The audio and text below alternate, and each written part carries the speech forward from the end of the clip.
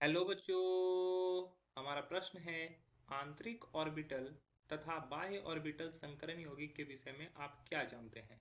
प्रत्येक का एक उदाहरण दीजिए। चलिए समझते हैं इस प्रश्न को। अगर इस प्रश्न की मुख्य अवधारणा की बात की जाए तो संकर यौगिक के बारे में समझना होगा और आंतरिक ऑर्बिटल और बाह्य ऑर्बिटल क्या होता है इसको समझना होगा। तो संकर यौगिक तो हम लोग समझते हैं जहां पर जो होता है धातु लिगेंड के साथ जुड़े होते हैं। ठीक है, धातु दो तरह के संयोजकता को प्रदर्शित करते हैं, एक प्राथमिक संयोजकता, एक द्वितीयक संयोजकता। ठीक है, अब ये लिगेंड के साथ सीधे तरीका से जुड़े होते हैं। तो अब संकर यौगिक जो होता है अगर हम लोग देखेंगे संयुक्ता आबंध जो थ्योरी था, वैलेंस बॉन्ड थ्योरी, जिसको संयुक्ता आबंध नियम बोलते हैं, उसके अनुसार से जो संकर यौगिक संकरण का इस्तेमाल करते हैं तो संकरण में किसका किसका कौन कौन से ऑर्बिटल का यूज करते हैं। तो वो ऑर्बिटल का यूज करते हैं n-1d, ns, np तथा nd। ठीक है, तो अगर बात करते हैं आंतरिक आंतरिक ऑर्बिटल आंतरिक ऑर्बिटल आंतरिक ऑर्बिटल की, तो जहां पर n-1d, ns तथा np कक्षक हिस्सा लें, कक्षक भाग लें, उसको हम लोग आंतरिक ऑर्बिटल बोलेंगे। और बाह्य ऑर्बिटल किसको बोलेंगे। बाह्य ऑर्बिटल में क्या होगा कि यहाँ पर बाह्य ऑर्बिटल में जहाँ पर ns, np तथा nd कक्षक भाग लें, कक्षक भाग लें। जैसे एक उदाहरण लेते हैं, उदाहरण के तौर पर हम लोग लेते हैं COCN63-। ठीक है, और एक उदाहरण लेते हैं COF63-। तो यहाँ पे देखो दोनों जगह पे क्या होगा, CO कोबाल्ट, कोबाल्ट का यहाँ पे ऑक्सीडेशन स्टेट अगर निकालोगे तो ये X मान लेते हैं। CN का होता है -1 × 6, इन सभी का योग होना चाहिए -3, x -6 -3, x का वैल्यू कितना आ जाएगा +3 आ जाएगा। कोबाल्ट जो होता है उसका CO3+ के फॉर्म में रहेगा। तो कोबाल्ट का जनरली इलेक्ट्रॉनिक कॉन्फ़िगरेशन जो होता है वो क्या होता है, कोबाल्ट 27 होता है इलेक्ट्रॉनिक परमाणु संख्या। तो इसका जनरल इलेक्ट्रॉनिक कॉन्फ़िगरेशन होता है आर्गन, फिर 4s2 3d7। ठीक है, इस तरह से रहता है। अब क्या होता है कि 3 इलेक्ट्रॉन निकल गया तो 2 इलेक्ट्रॉन s ऑर्बिटल के और 1 इलेक्ट्रॉन d ऑर्बिटल के निकलेंगे।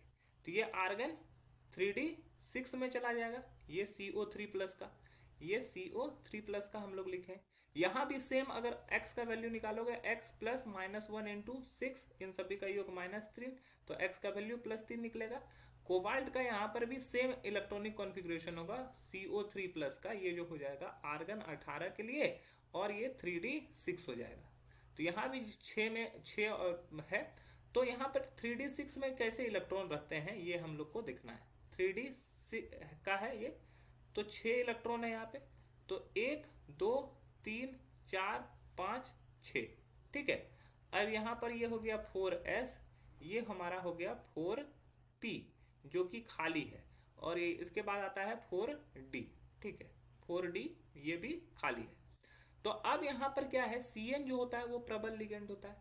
प्रबल लिगेंड क्या करता है, इसको युग्मित करता है। तो ये इलेक्ट्रॉन को यहाँ पे भेजेगा, ये इलेक्ट्रॉन को यहाँ पे भेजेगा। अगर युग्मित हो जाएगा तो ये किस प्रकार से फिर से बॉन्ड बना लेगा, तो ये 1 2 3 4 5 6 इलेक्ट्रॉन को इस तरह से रख लेगा। ठीक है, ये हो गया 3d, ये हो गया 4s, और यहाँ पे हो गया 4p। ठीक है, अब यहाँ पे हो गया हमारा 4d, ये हमारा 4d हो गया, 4p 4s। तो अब यहाँ पर जो Cn कितने हैं, 6 हैं, तो 6 कहाँ कहाँ जुड़ेंगे, एक Cn यहाँ पे आएगा, एक यहाँ पर, एक यहाँ पर 3 हो गया, एक यहाँ पर 4 हो गया, एक यहाँ पर 5 हो गया, एक यहाँ पर 6 हो गया। तो इसकी हाइब्रिडाइजेशन क्या होगी, इसकी हाइब्रिडाइजेशन होगी D2sp3। अब यहाँ पर देखो, यहाँ पर ये 4s और 4p और यहाँ पे 3d, मतलब कि ये हो गया n-1d, ये हो गया ns और ये हो गया np। तो इस तरह से हमारा क्या हो गया, इसका हाइब्रिडाइजेशन जैसा कि हम लोग ने बताया था आंतरिक ऑर्बिटल वाला है। अब बाह्य ऑर्बिटल वाला मैं ऊपर समझाता हूँ। जैसे COF6 का था, तो CO का पहले 6 इलेक्ट्रॉन किस प्रकार से था, तो 6 इलेक्ट्रॉन कैसे, 3D का 6 इलेक्ट्रॉन इस तरह से था, 1 2 3 4 5 और ये छठा इलेक्ट्रॉन था, ये हमारा 3D हो गया। 4s हमारा खाली है, 4p भी हमारा खाली है और 4d भी हमारा क्या होता है, खाली रहता है। ठीक है, ये 4d है, ये 4p है, ये 4s है। अब यहाँ पर क्या है कि फ्लोरीन है। फ्लोरीन जो होता है दुर्बल लिगेंड की तरह कार्य करता है, ये इसको युग्मित नहीं कर पाता है। तो युग्मित नहीं कर पाएगा तो इसका मतलब है 3D का इलेक्ट्रॉन इसी तरह रह जाएगा, 1 2 3 4 5 और ये 6। ठीक है, अब युग्मित नहीं कर पाएगा तो यहाँ पर भी कितने लिगेंड है, 6 लिगेंड है। तो 6 लिगेंड किस प्रकार से जुड़ेंगे एक दूसरे से, तो 6 लिगेंड, एक लिगेंड यहाँ आएगा, दूसरा यहाँ, तीसरा यहाँ, चौथा यहाँ, पांचवा यहाँ और छठा यहाँ। तो अब क्या है, ये हमारा 4s है, ये 4p है, ये 4d है और ये 3d है। तो अब यहाँ पे हाइब्रिडाइजेशन कहाँ से कहाँ तक बनेगा, यहाँ से यहाँ तक बनेगा, ये sp3d2 हाइब्रिडाइजेशन बना। तो इसमें देखो 4s ns मतलब मान लिए, 4p मतलब कि np मान लिए और 4d मतलब कि nd भाग ले रहा है। तो ये हो गया बाह्य ऑर्बिटल का हिस्सा। तो यही अंतर है आंतरिक ऑर्बिटल और बाह्य ऑर्बिटल के संकर यौगिक में। आशा है यह प्रश्न आपको समझ में आया होगा। धन्यवाद।